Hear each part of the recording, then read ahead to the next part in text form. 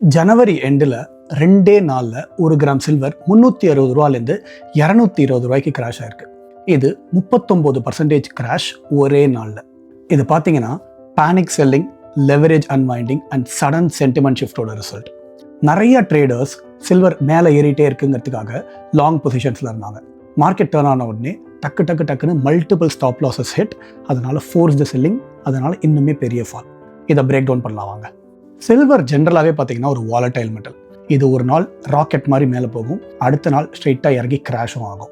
இன்றைக்கி சில்வர் மார்க்கெட்டில் நடந்தது பெரிய கிராஷ்னு பார்த்தீங்கன்னா இது ஃபஸ்ட் டைம் இல்லை. ஹிஸ்ட்ரியில் ஃபுல்லாகவே சில்வரில் extreme ups and extreme downs தான் இருந்திருக்கு. இந்த வீடியோவில் சில்வர் ஏன் இவ்வளோ வாலடைல், பாஸ்ட் என்னென்ன சர்ஜ் ஆயிருக்கு, என்னென்ன கிராஷ் ஆயிருக்கு எல்லாத்தையும் சிம்பிளாக எக்ஸ்பிளைன் பண்ணுறேன். ஸோ கடைசி வரைக்கும் பாருங்கள்.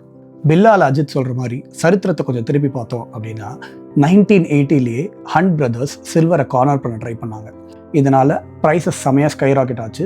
ஆனால் திடீர்னு ரெகுலேஷன்ஸ் கொண்டு வந்தோடனே one of the biggest commodity crashes ever நடந்துச்சு. இதே மாதிரி 2008லேருந்து ஃபினான்ஷியல் கிரைசிஸ் வர ஆரம்பிச்சது. சில்வர் கொஞ்சம் கொஞ்சமாக மேலே ஏற ஆரம்பிச்சது. அதே அந்த குளோபல் ஃபினான்ஷியல் கிரைசிஸ் முடிகிற நேரத்தில் $50 கிட்டத்தட்ட இருந்த சில்வர் டபால்னு கிராஷ் ஆகி அதோட பாதிக்கும் கீழே இறங்குச்சு. இந்த ஹிஸ்ட்ரியிலேருந்து நம்ம லேர்ன் பண்ணிக்க வேண்டிய மேஜர் லெசன், சில்வர் மேலேயும் ஃபாஸ்ட்டாக போகும், கீழே அதை விட ஃபாஸ்ட்டாக இறங்கும். ஆனால் எதனால சில்வர் இவ்வளோ வாலடைலாக இருக்குது? ஏன்னா அதோட மார்க்கெட் ரொம்பவே ஸ்மால், அதனால் லிக்விடிட்டியும் ரொம்பவே கம்மியாக இருக்கும். கோல்டை கம்பேர் பண்ணும்போது சில்வரோட மார்க்கெட் ரொம்ப கம்மியான சைஸ். அதனாலேயே கொஞ்சம் பேர் நிறையா வாங்கினாலோ இல்லை விற்றாலோ ப்ரைஸ் ரொம்பவே வாலடைலாக இருக்கும். அடுத்த ரீசன் இதில் இருக்கிற high leverage and speculation. Silver cheap அப்படிங்கிறதுனால நிறைய ட்ரேடர்ஸ் லெவரேஜ் யூஸ் பண்ணி ட்ரேட் பண்ணுவாங்க, அதாவது கடன் வாங்கி பண்ணுவாங்க. அதனால மார்க்கெட் ரிவர்ஸ் ஆகும்போது மார்ஜின் கால்ஸ் வரும், ஃபோர்ஸ்ட் எக்ஸிட் நடக்கும். இது ஒரு செயின் ரியாக்ஷன் மாதிரி சில்வரை இன்னும் கீழே எடுத்துகிட்டு போகும். மூணாவது காரணம் இன்ட்ரெஸ்ட் ரேட்ஸ் அண்ட் டாலரோட வேல்யூ.